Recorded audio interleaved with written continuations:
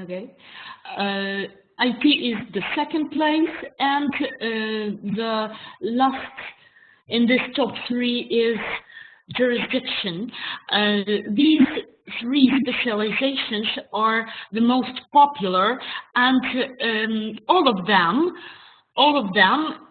require good knowledge of English, especially IT sphere, which is growing with really big, huge speed, I would say. Economics, again, it's all about international business, and the further we go, the more globalized world becomes. So all of these spheres require this.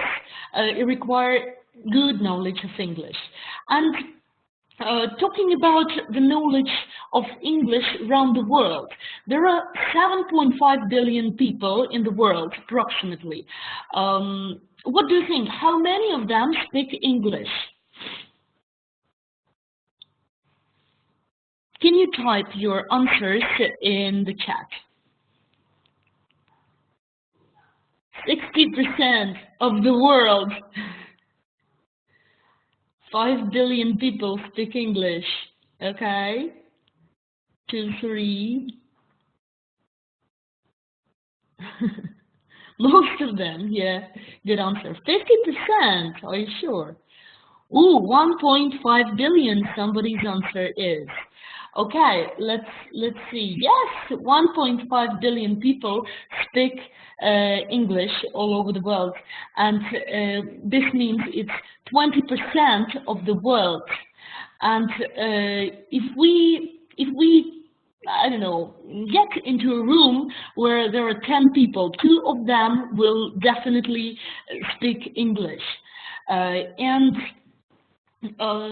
another thing is that out of these 1.5 billion, these are numbers in millions here, only 375 million are native speakers, Americans, British, Australian, and others. So every 4th person out of these 1.5 billion people speaks English as a native speaker. 3 others just learned English for their purposes. And what are these purposes? Do they speak English because they are philologists? Well, no, they need English, first of all, for communication, business communication, or just real-world communication when they travel. And second of all, which is very popular these days when many young students go to different countries to study, they English for specific purposes, and today we'll see how we can help them with achieving this goal. First of all, we are now in the 21st century, and there are skills, and these 4C rule, this 4C rule, it also deals with language. And you know that while teaching language, we need to develop critical thinking, collaboration, of course, communication, and creative speaking. Not only these skills, but these are the main 21st century skills, right, for now. And English lessons are those lessons that really can provide the development of all these skills in a very wide range. And these 21st century challenges and realities, they deal with identity and identities, yeah, interdisciplinarity, where there are such subjects as biomechanics, biophysics, and this thinking process should go across boundaries.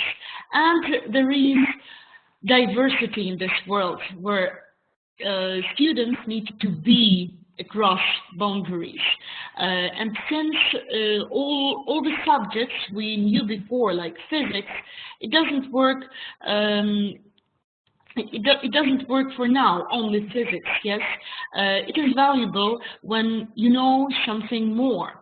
The same with English. Only English, it is not valuable actually anymore, because to be a teacher you need to know methodology. To be a translator, you need to be familiar with different translating programs, and since translating process is now very digital, you need to be a proficiency user of a computer, and this fact works with all the subjects actually. So only English is not enough, and we live in the world where language is an instrument but not a target itself. That's why today we're talking about CLIL. What is CLIL? It's content and language integrated learning, in which pupils learn a subject through the medium of a foreign language. This is one of the definitions, and this definition is very simple.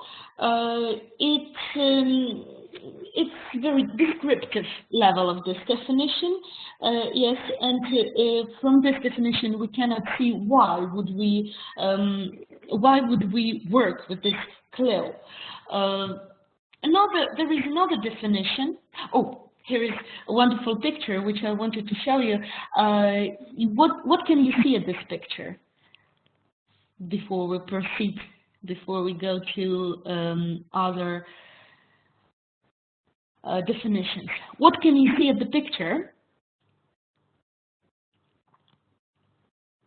Geese and fish. Yeah, there are birds and fish, and the sky and the water is the name of this picture. This is not actually a picture. This is wood carved. And what does it mean? Here at the bottom we can see fish. Here we can see birds, and in the middle it's quite difficult to separate fish from birds. Yeah, and this is how the content and the language work together in CLIL. Not approach, but in CLIL area, right?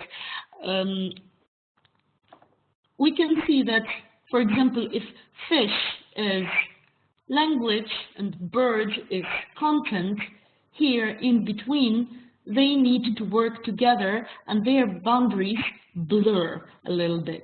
Yes. Going further, CLIL refers to situations where subjects of parts of subjects are taught through a foreign language with dual focused aims. That's why this picture stands there. Yes, we have dual focused aims, namely the learning of content and the simultaneous learning of a foreign language. Another definition, another definition says that CLIL, well, it buys us time. Actually, it provides exposure to the language without requiring extra time in the curriculum. And I would tell you that I tried this at school when we worked with teenagers. I had a very good team of teachers, a history teacher, Ukrainian language teacher, biology and geography teachers. With them, we tried to combine as many lessons as possible and to work together on these lessons. We were preparing geography, biology, and English all together. We were preparing Ukrainian, history, and English all together, and we had a set of such lessons which was really motivating for students, and this is not very difficult, and you have a lot of time to look wider at the topic, because it really saves time. It was an experimental class, though, so if you're good, if your administration is good with experiments, then this might be really interesting for both students and teachers. Here is another thing. CLIL causes change, and you don't need to be a genius to benefit from this change. You see, an approach to bilingual education in which both curriculum content such as science or geography and English are taught together. It differs from simple English medium education in that the learner is not necessarily expected to be the English proficiency, to have the English proficiency required to cope with the subject before beginning study. So you can provide, during the lesson, the CLIL lesson, you can provide your students with all the necessary vocabulary, and actually the aim is to teach them something different apart from English, but focusing on English from time to time. Another thing is that CLIL is really motivating. CLIL is about using languages to learn. It is about installing a hunger to learn in the student. It gives opportunity for a student to think about and develop how they communicate in general, even in the first language. So, CLIL lessons are not about language itself, not about the rules, but more about the content and communication and project work and group work. It's more about understanding something different apart from language, but through this language, using language as a tool. And there are a few CLIL models. There are three actually CLIL models. There is theme-based module. Schools in different countries share the teaching of a specific course or module. And there is bilingual education. A significant part of the curriculum is taught for a number of years through CLIL. And there are schools that have such a subject like country studies, right? And we can study history in English, and there are schools that do this. Especially in Europe, there are loads of schools that have a set of subjects taught in a different language. And there is language-based approach. Language teachers scaffolds content language, authentic experience during language class. It means that we use different content to teach language. To work more in detail, there are these three models. They deal with CLIL, CBLT, and Immersion. What is CLIL? Content and Language Integrated Learning. This is the acronym, CLIL, yes, and this is how to decipher this acronym. What is CBLT? Content-Based Language Teaching. And you can see these deciphered acronyms, here. And there is another thing, Immersion. Let's reconcile the three. And the first one, Content-Based Language Teaching, CBLT. This is when we teach language based on some content.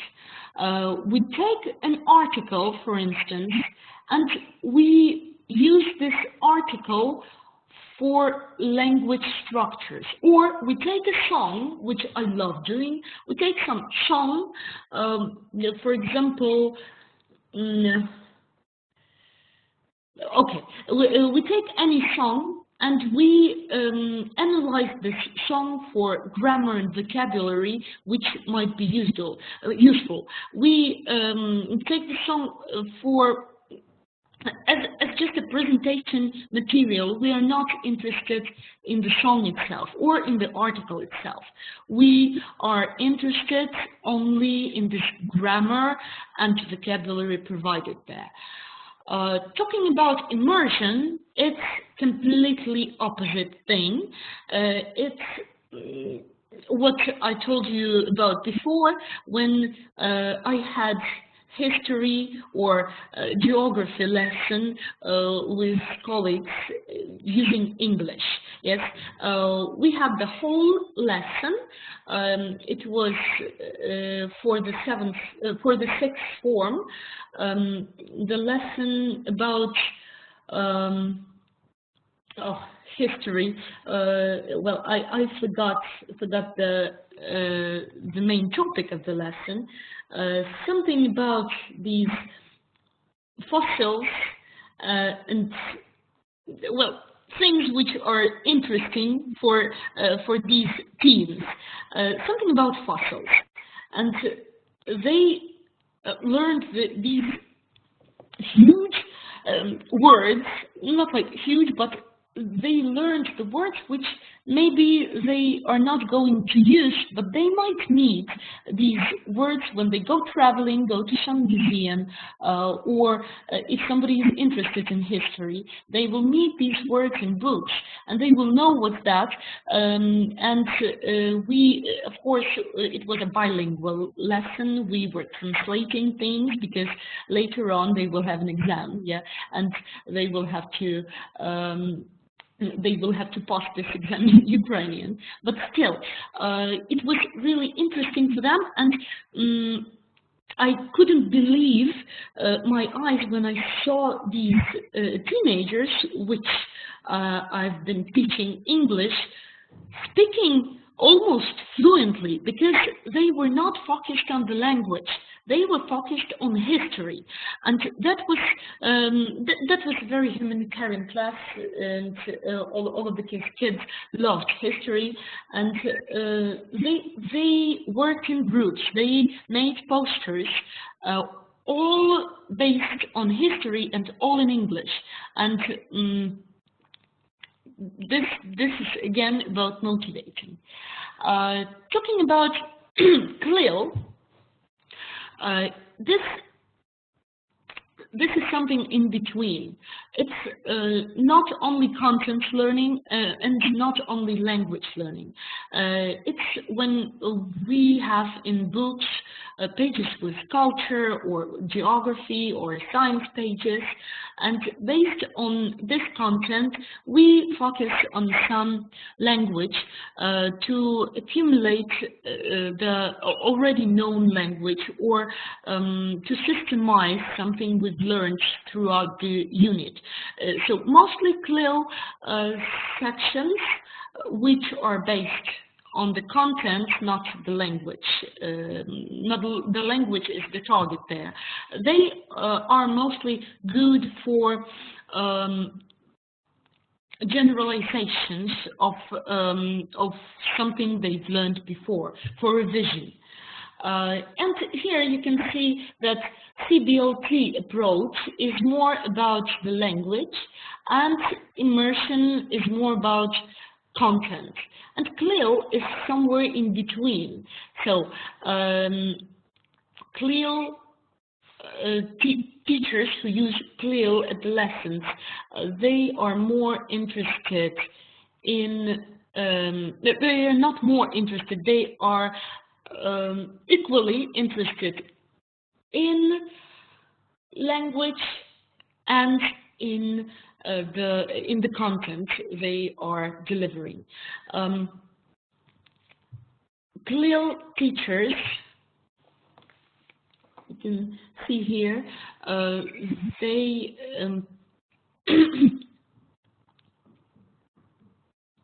they are focused on the language curriculum as well as the language of the subjects to support subject teacher, and at the same time curricular subjects matter and subject language. So this moment here in between, this CLIL moment, it's more about the teachers, yes, who either use English to teach their subject, or teachers, language teachers, who use subject to focus on the language from time to time. And another thing, we give feedback here. If we are using CBLT, content-based language teaching, we give feedback on the language.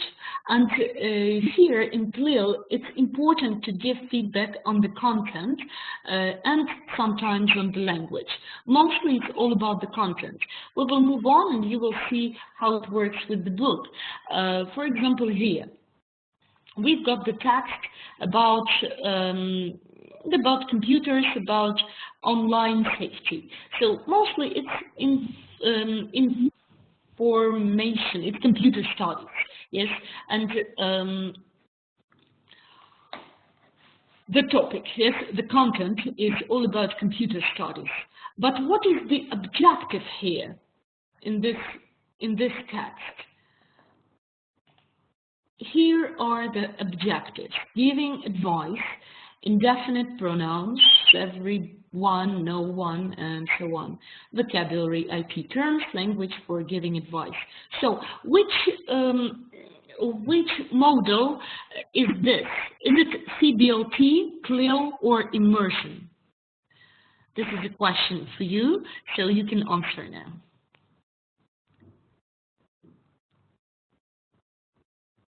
This is CLIL, okay.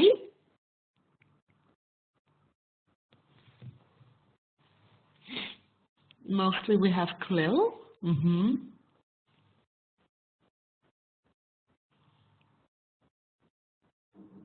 Okay, I'll wait for one more answer. Is it CLIL or CBLT or Immersion?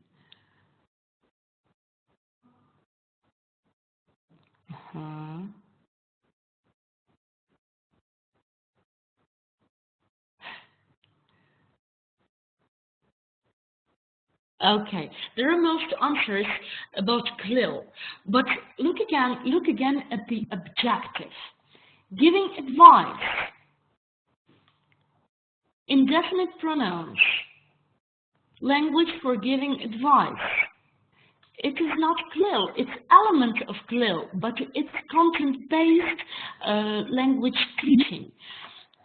We take an article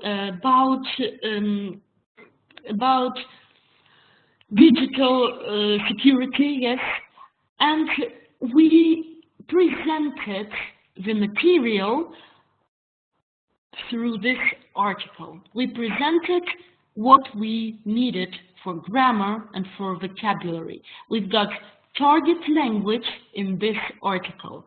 Further, this topic will be developed, of course, they will talk more about it, but yes, this is CBLT. This is content-based language teaching. And if we look at this, we've got here culture. There are several paragraphs about books and communication in history. And here are some questions. I made them a little bit bigger for you. In these questions, look at the, not questions, but paragraphs, names of the paragraphs. What do they have to do here? And what is the main goal here? Yes, and try to answer according to this. Is it CLIL or CBLT?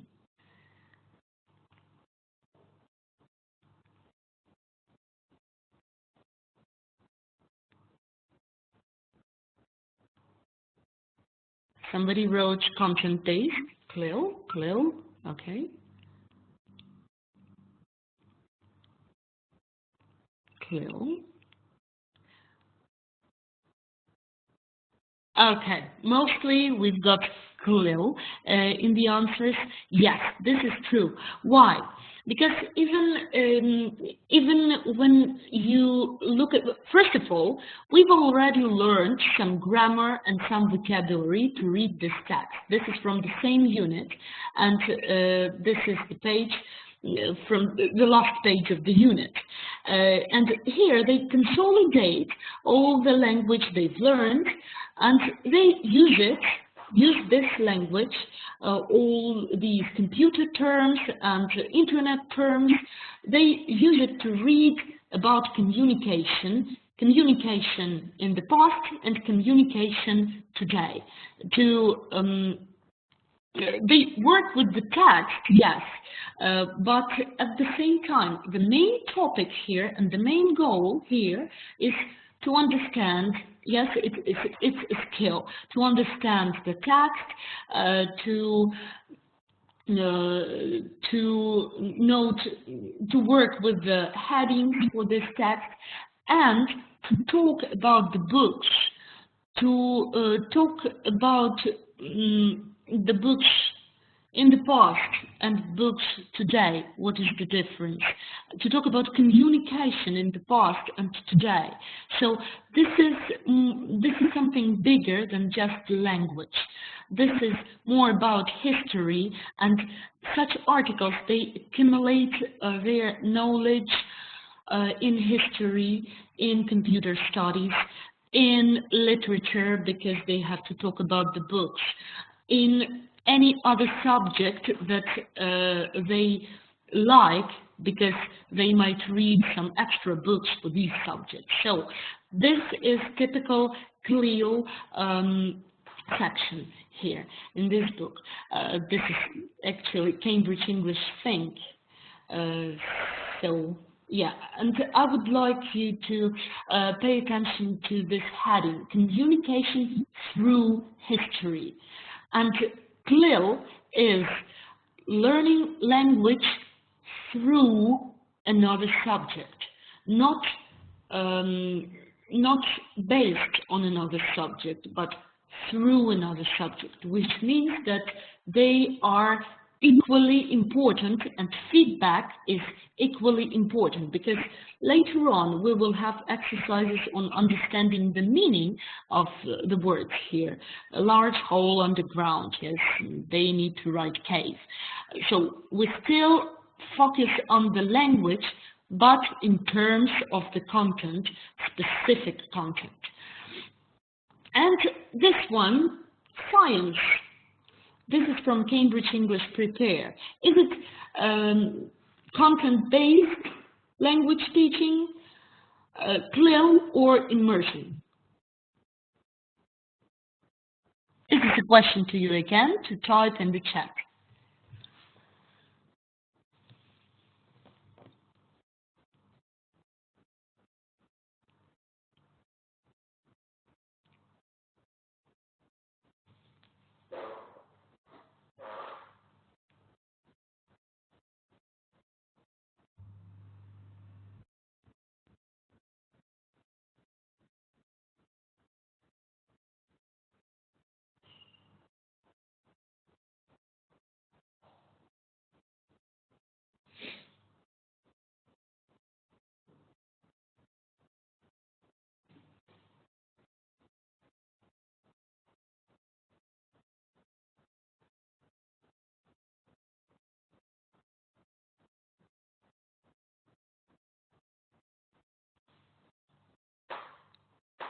Okay, so I've got a lot of answers, and most of them are immersion. That's where you are right. So I see that you can see this difference. Yes, this is completely content-based, completely complete immersion into the topic about ecosystems. There is no focus on the language, yes? There is only focus on the topic of animals, plants, and ecosystems. And you can see here that all the tasks are only based on critical thinking, yes, something general for all subjects, and yes, biology and geography. So, for example, this one, animals, carnivores, herbivores, or omnivores. This is completely not the task for language, yes, for grammar, for vocabulary maybe, but this is categorization for biology, not for English. That is why this is immersion. And these sections are you can meet these sections like science, or we have another one. This is also immersion in maths. You can meet this in Cambridge English Prepare, which is a really great course for teenagers because there are loads of CLIL sections that really motivate students. And you see, it's just math. And you as English teachers become not just language teachers, but you become international and multi-subject consultant in any topic, because you don't teach language at these points in these sections. You teach everything, right? And you need to know much more than just the language, especially if it's math. And these sections would be really useful for those students who will study maths in future, or IT, or architecture, and we really need to help them with all this. And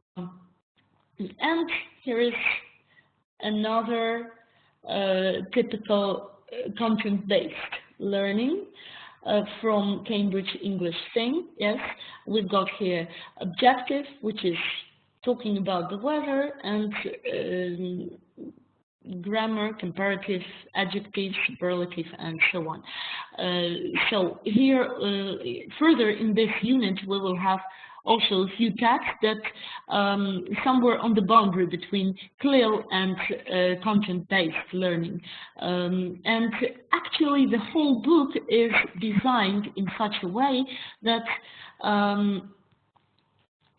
it challenges students, because sometimes they, not sometimes, all the time, they have to think outside the box. Yeah, the course is called Think. That's why they have to think outside the box and think with a bigger perspective, and think accumulating all their knowledge.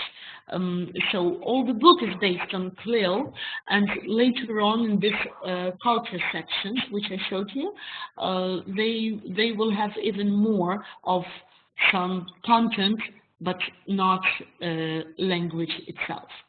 And what is also great about this Think course, I'm sorry, it has literature sections, and actually literature is also CLIL. It's not just English language. Yes, it's different subject. You can actually check it yourself at cambridgelms.com. Think. In the resources you can find literature, there are worksheets and there is guidance how to use these literature worksheets, guidance for teachers. And there are worksheets themselves with all the audio, like the story is recorded, and listening tasks, and teacher notes how actually to work with the, not only with the worksheet, but a lesson plan for this worksheet. And this is how, what it looks like. I know that the letters are too small. It's just for you to see the design. Yeah, there is the text and lots of exercises for the text, listening, writing, reading exercises, and the glossary. You see it here, and I will show you with bigger letters. You can see answer the questions from the text. The text is about the time machine, Herbert Wells. And this is the first question.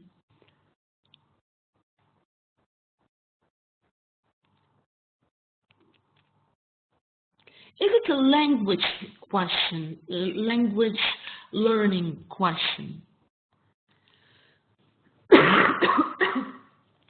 Completely not. It's more about literature, and here is at the end of each worksheet they have some input as well, literature input about style, for example. Yes, two narrators, the narrator who sets the scene and returns to the at the end, and the time traveler who describes his adventures. So this is the section, saying style, that teaches students not the language but some features of the literature which they might even not know from literature lessons, as foreign as well as Ukrainian literature, because English literature is has its own approaches and its own terminology, and it's not always the same. So Think has this wonderful additional resource starting from the third level that provides students with the whole system of English literature immersion. Yes, and talking about the CLIL, what are the benefits of CLIL? CLIL learners are motivated. We already discussed this. CLIL learners develop cognitively and their brains work harder because they have to accumulate not only the language section of their brain, but all the sections, to do all the categorizations, to generalizations, and to think creatively. CLIL learners develop communication skills, and as it's been told, it's much easier for them to speak, to communicate, when they have target not to communicate. But when they have the target to solve a problem or to create a group project, that's where these skills activate and work properly, the communication skills. Yes, CLIL learners make new personal meanings in another language. This is another very important thing, because we think with concepts, yes, and any word provides some concept in your head. For example, if I told you home, you would think, some of you would think about the house. Yes, some of you would think about the whole town, or even the whole country, or some piece of ground somewhere, or about their parents. So we think with these concepts, and any word, especially such words as home, they include much more notions than just a house, a building, yes? And the same happens in a different language. They create the concepts in their minds, not while studying language itself, but while studying different subject with the use of this language, and doing it in a thinking process. And they even start, if we use this language, the second language, if they start thinking with these concepts in another language, this is a great achievement, because if you've learned one word in one context, great, they might even remember this word, but they will know this word in one context. And if they study another subject, they understand the same word from different perspectives and from different angles, and they work with the word as with the concept and with the notion, but not only one definition. CLIL learners' language progresses more. This is very true, and actually I teach drama at English-speaking drama school, and our main goal is not English at all. They come to study drama, yes, to later to work as actors and actresses and maybe directors, some of them. And I can tell you about such an example. I had a student who came and his writing and grammar level was about like intermediate, and his speaking level wasn't even elementary. And we were not teaching English at all, and in 4 months he somehow, he was studying at home with English, but he somehow achieved the level of upper intermediate in both speaking and writing and grammar and listening and reading, everything. Yeah, he read a lot. Of course, this is about motivation, but still, if he only was studying English, he wouldn't achieve that much, because English for him became a tool of studying drama, and this is what happens when you combine things together. They bring much bigger results. CLIL learners receive a lot of input and work effectively with that input. Talking about input, not only language, but also content input, which is also helpful for them to develop as a personality and to develop as an intelligent student, because they might know something from another subject, but at English classes they can learn more on the same topic from the same subject. CLIL learners interact meaningfully. That's another very important thing. Their interaction and communication is real world. If they work in groups to create some project, or to discuss some event in history, for example, they don't interact as a role play. Yes, they don't have this, imagine you're a customer and this is, I don't know, this is a tour agent, and you want to order some tour they can't imagine that just like this. Yeah, they can, they will do it, but still, this is not meaningful. What is meaningful is some real communication on some real topic, something that engages them. CLIL learners learn to speak and write, and they have to speak and write on the specific topic, but not because the task is to speak and write. CLIL learners develop intercultural awareness. Again, talking about the worldview and about concepts, this is an important point where which is crucial for future when everything is all about globalization. CLIL learners are prepared to study in another language. That's another important thing because yeah, nowadays the migrating processes are growing, and students go to different countries to study, and that's how we can prepare them to do this. CLIL learners learn in different ways.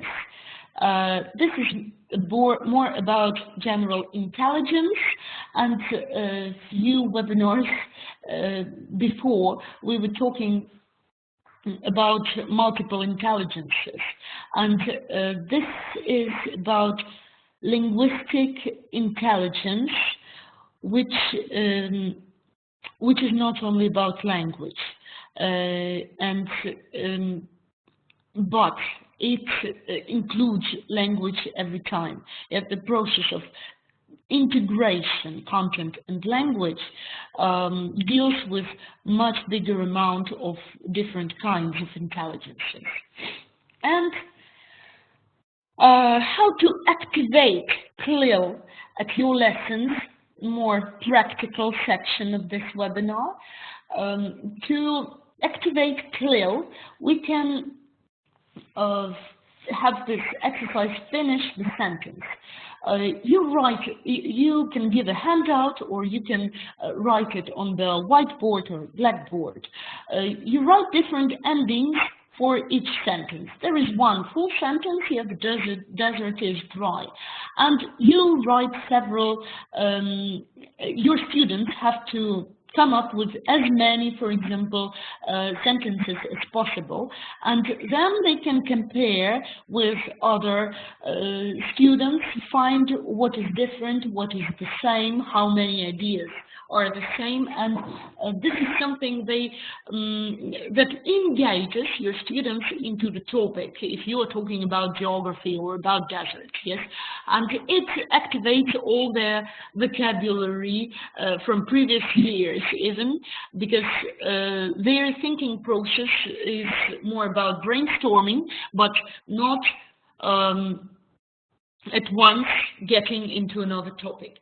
Another CLIL activity is Venn diagram, in which they have to find what is the same, for example, in the Middle Ages and the year 2000. What is the same here in between, and what is different in different ages? And they have to come up with as many ideas as possible. And what is also good for this kind of exercise is to give them time limit. If they are limited in time, and if you add a little bit of competition, especially in groups, in teams, it doesn't take much time yet to make groups, but the result is wonderful.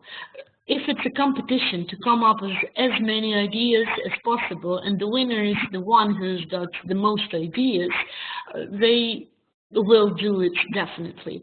You can walk around, for example, give them 4 minutes, and for these 4 minutes you walk around and monitor, and maybe give them hints like, have you thought about clothes, or have you thought about climate in the context of these two topics?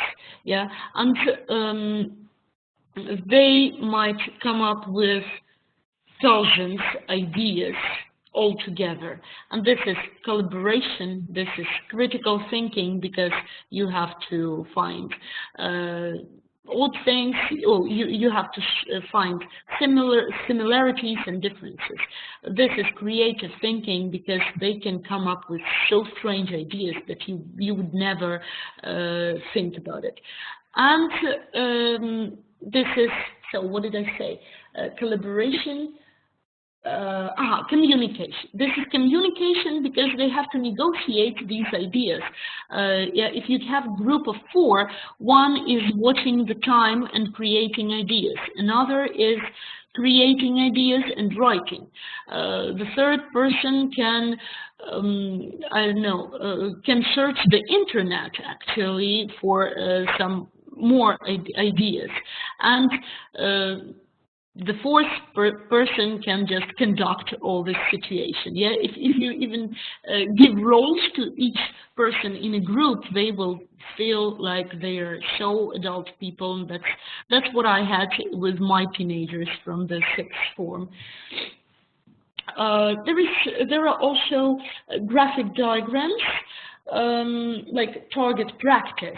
That's a very nice activity, again, for activating the CLIL and activating their knowledge on the specific topic. They get some topic, for example, poverty. It can be, or no. Let's talk about something more into. They get the topic Christmas, and they need to write how Christmas influences me, how it influences my country, and what is the influence of Christmas in the world. And that's where they have to compare. You can do this activity before writing or before speaking activity, before speaking even in pairs. This is an activity to work alone, and here in these circles they need to come up with as many things again as possible. If here, how Christmas influences me. This is about family, about how they spend Christmas, about gifts and everything. This one is deals more with the religion, with the social values and social situation in our country and politics and so on. And here it deals with comparison and understanding the place of me and my country in the world, and understanding the influence of the world on my country and me. So you got it. It can be any other topic, like deforestation, or even something easier, toys. Yeah, talking about the toys. So simple, but so rich for creating ideas for the students. A very popular CLIL activity is spider diagrams. You create one topic with, this is typical mind map. And what I wanted to say with this, there are loads of applications where you can create mind maps. And one of them is Mindmeister, it's called mindmeister.com. And there are loads of applications in Google Store for their mobile phones. They can download. Hello, no sound. Can you hear me? Sorry for interruption. Yes, yes. Sorry, everybody can hear me. Okay.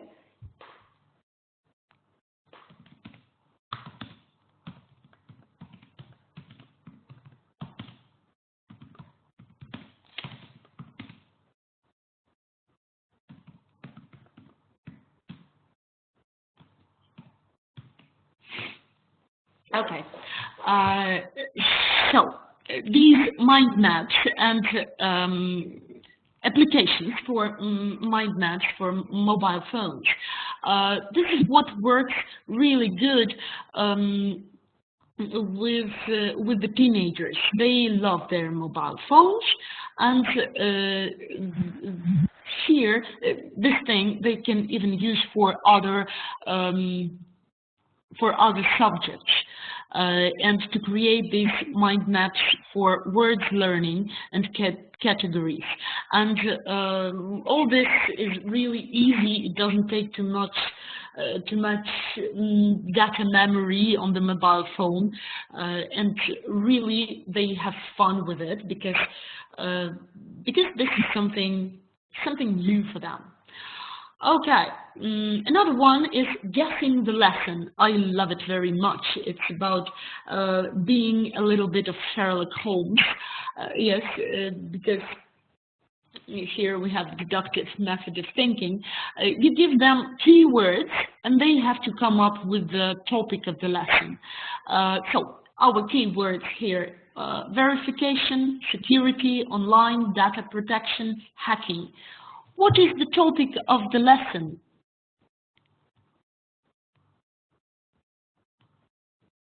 That's for you to write in the chat. What is the topic of the lesson if we have only these keywords? Internet security, great. Networking, IT, perfect. Crime, huh? Safety in internet.